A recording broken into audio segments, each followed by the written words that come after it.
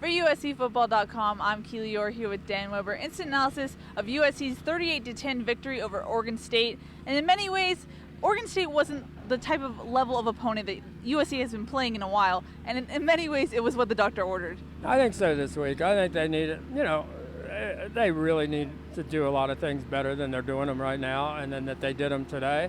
But it gave them a chance to get to move in the right direction. Last week they only had 4 receivers catch passes. Today they had 13.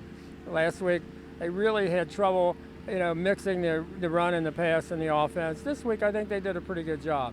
Last week, there were just so many things that they didn't get done. They got some of them done this week, and they've got some, confidence built up. I think, Sam came out of the game, Sam Darnold, and said, I've got to get some things better. He did things, he said he's never lost a ball in his life the way he did today, where the ball just went one way and he went the other with his arm. But he said, I'm coming out of this game with more wide receivers that I have confidence in, more young guys that I have confidence in the sense that, we can run the ball. And they came out last week not feeling any of those things. So as difficult a situation as Oregon State is in right now, probably you'll take this game. Mm-hmm. Like you mentioned, the play calling after the Wazoo game was kind of harped on a little bit by USC fans. How would you assess how it went today? And do you think anything was left on the table? Oh, yeah. I mean, they left things on the table with 4 turnovers right away. I mean, fairly early in the second half, they had 4 turnovers. So whenever you do that, you're going to leave things on the table. And that was the one thing that Clay said, if you had to say what, frustrates you the most about this game, it was the turnovers. But I thought, they stayed with the run at the beginning, and they ran, and it was obvious to Oregon State, okay, they're really going to try to run it at us, and they were fairly successful, which sets up the play-action touchdown, for example. But they're not going to respect the play action, and you're not going to get people easily deep, and you're not going to keep them from pressuring the quarterback if you don't successfully run the ball.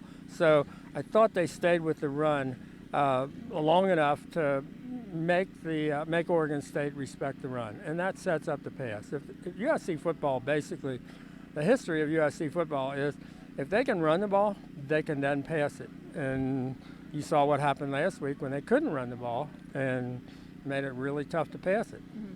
I think an interesting thing happened today in Sam Darnold's scrum. Towards the end, he was asked a question about one of his receivers and if he's excited about it. And then he kind of Darnold chuckled and said, finally, a positive question. Yeah. I think there's a disconnect, between the team and the media and fans where I think a lot of fans came out of this game a little angry. Like you said, they left things on the table. Do you think that USC fans should be concerned given what they saw today? I feel like the team feels like, hey, we got to win. You should be happy. Well, I mean, they're happier than obviously they were last week. It was an interesting moment with Sam said, a positive question because somebody said, about the wide receivers, and that was a real positive moment. Young guys, Josh Fowler catching his first touchdown catch, a lot of those kinds of moments. And Sam knowing that, not getting the job done. I'm having, issues that I've never had before, and I know people are going to ask me about that, but I think the idea of getting a positive question was somebody saying some good things about the rest of the team, because Sam, wanted to say good things about the rest of the team, and there were enough good things that the rest of the team did.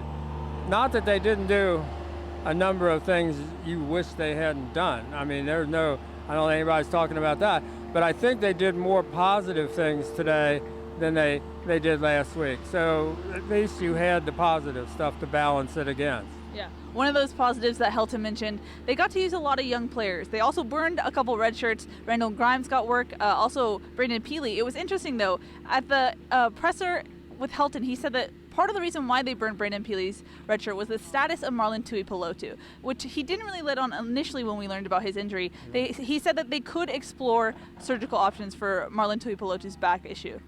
Said he might have to, and they're going to learn this weekend, and that would, require them to have another big body. They thought Marlon was going to be the freshman big body, and if he's not it, and we haven't got any answers as to exactly what's going on, but he hasn't been practicing, and Brandon is the next guy in line, and the Josh Fatu and Malik Thornton have both had sprained knees coming out of last week. So you have no choice. You've got to get Brandon in there.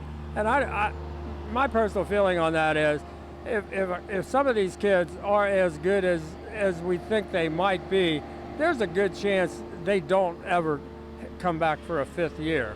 So the red shirt for some of them is probably irrelevant. I mean, it almost doesn't matter. So but I think it was really a good move to get Brandon in there. Randall Grimes, I just think now, once you do that with the Randall Grimes, he has to play more. Yeah. And I think that may be a sign that they're going to go with more of the younger guys. Now, they got a couple of tough games to do that, but this may be, a moment where they just say, we're going to go with the young guys, we're going to get them ready, and we're going to play them. Yeah. You mentioned the tough games. Players were asked already about Utah coming to the Coliseum and then going out to Notre Dame. Do you think the team is ready to take on a tough Utah team and to travel to Notre Dame? No, not yet. But they got a week of practice, and they've got a chance to get better. They talked a lot about that this is a big practice week. Last week was probably a pretty good practice week, I think, and it moved them kind of in the right direction, and I think they've got to have 2 really good weeks of practice, and that's not all up to the players. Also, the coaches are going to have a big decision there, but this probably wasn't good enough to beat Utah. We haven't seen, a lot of Utah. They don't get on television very much. We know they're leading the South. Haven't played the schedule USC has. I guess they've got Stanford today, so we'll know more about Utah. But probably this game doesn't get you a win against Utah. It might not get you a loss either. I mean, they might still be playing in overtime if they play this game against Utah. I don't know how that goes. I don't think this game's good enough to beat Notre Dame at Notre Dame, although their starting quarterback didn't start today at North Carolina. So there's so many ways this thing can play out, because I think Notre Dame's got a bye next week. So Notre Dame has a couple of weeks to get ready for USC. So USC has to use this week and next week really well.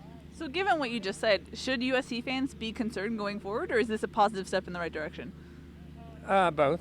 I think it's a positive step, and they should be concerned. I think both of those things they're not exclusive. I think they're, I just think these are 2 fundamentally sound, fairly physical, tough football teams that they've got to play back to back.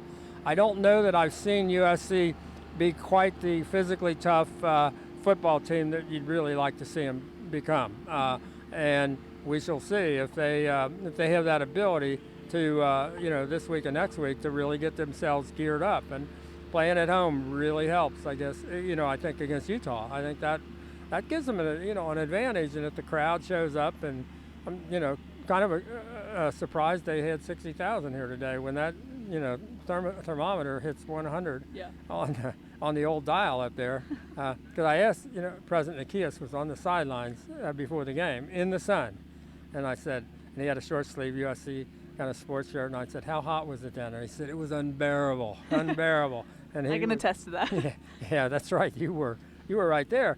And so that takes a little bit away, from stuff happens in games like that where it just happens, and you don't have total control like Sam.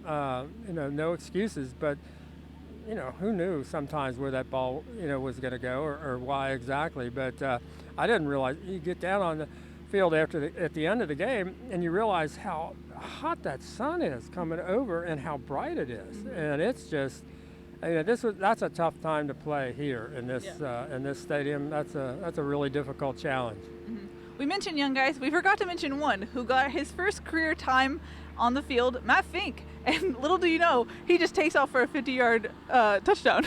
He said that he'd been thinking in his mind ever since he's come to USC. He said, that's the play I saw in my mind. Wow. And all of a sudden, there it was. And he said, they're not going to catch me. I absolutely am not going to let them catch me. Well, we've seen him do that in practice. And I had, basically in the press box, and I know you were thinking, he's got the ability to do that. And Oregon State, I don't think, realizes he's got the ability to do that. And he turned that corner They let him. He thought they were going to kind of just run it out, but they allowed him to run the read option there, and they allowed him to read it, and he read it for himself. And I just think, if you haven't seen him in practice, you don't realize he can really fly. Yeah, and he's a very confident runner, and that was great.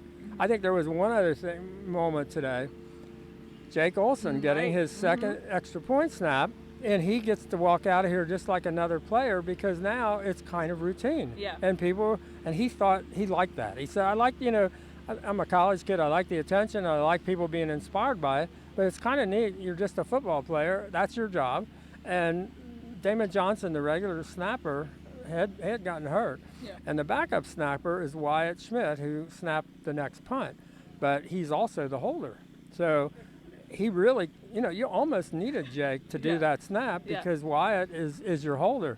So that was pretty neat. And Jake, I think, picked up on the idea that this is pretty cool. I can do this, and it's not the biggest deal. That's already happened, and I'm now just a regular football player. Mm-hmm. Definitely a cool moment for sure.